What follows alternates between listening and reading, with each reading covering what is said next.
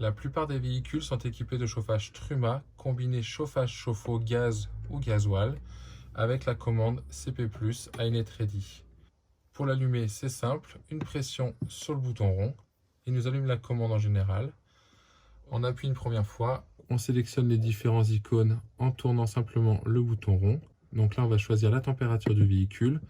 Le chauffage est mis sur off. On peut régler donc en tournant la température de 5 à 30 degrés. C'est cette sonde ici au-dessus de la porte qui prend la température. Et donc, on valide par une simple pression. Pour la température de l'eau, donc on sélectionne l'icône de l'eau, on clique une fois. Là, l'eau est enlevée sur off. On peut sélectionner donc sur écho pour donc faire la vaisselle ou vraiment en plein été quand on n'a pas besoin de beaucoup d'eau chaude. Hot, donc pour pouvoir prendre de la douche, clairement. Si on n'est pas sur hot, on n'aura pas assez d'eau chaude. Et on a aussi donc cette option de mettre sur boost. Donc là, on va prioriser la chauffe de l'eau avant la chauffe du chauffage. Dans tous les cas, quand les voyants au-dessus du trait clignotent, c'est qu'on est en train de chauffer parce qu'on n'est pas arrivé encore à la température de consigne. Donc là, on sait que le chauffage fonctionne. Donc on n'est pas arrivé à la température de 30 degrés qu'on avait demandé.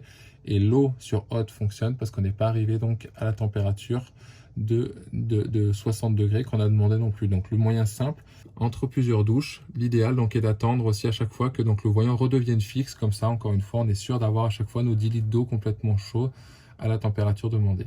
Quand l'écran donc revient en position veille, il oscille ici entre donc la température demandée, donc les 30 degrés, et l'heure actuelle.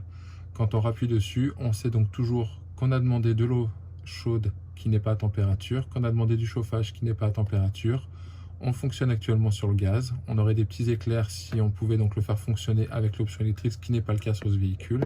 Que la ventilation est en mode normal éco. Et après, on a la possibilité donc de régler la minuterie. Si par exemple, on veut que tous les soirs, à partir de 22 h jusqu'à par exemple 7 h du matin, par exemple uniquement en chauffage à 15 degrés pour pas qu'il fasse trop chaud. La nuit, on n'a pas besoin de chauffer de l'eau.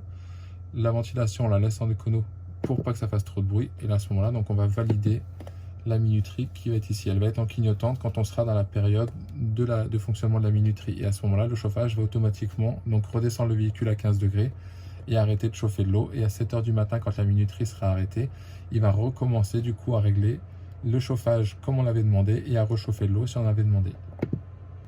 L'icône pour le réglage de l'heure.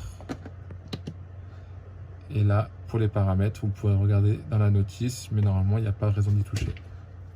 Pour arrêter l'appareil, on rappuie donc sur le chauffage qu'on remet sur off, sur la température d'eau qu'on remet sur off, ou sinon, donc là on a arrêté toute la programmation, et sinon on a aussi la possibilité, donc quand on a rallumé l'écran, de rester appuyé long sur le bouton jusqu'à avoir le voyant off qui apparaît. Et là à ce moment-là, quand le chauffage aura fini, donc s'il est très chaud, quand il aura fini de se refroidir et de faire toute sa manipulation, l'écran va s'éteindre automatiquement et le chauffage sera arrêté.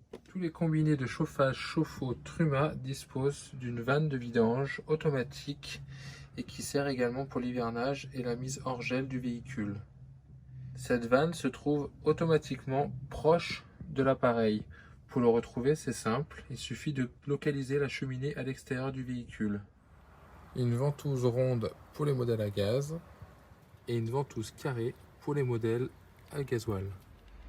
La vanne de sécurité Truma, appelée aussi Frost Control, se déclenche automatiquement en dessous de 4 degrés. Elle va faire exactement cette manipulation-là, automatiquement. Donc le papillon ici va se remettre dans ce sens-là, il va sortir le petit bouton et à ce moment-là, ça libère l'eau qui va couler automatiquement à l'extérieur pour essayer de préserver au maximum le combiné chauffage-chauffe-eau, donc essayer de le vider au maximum.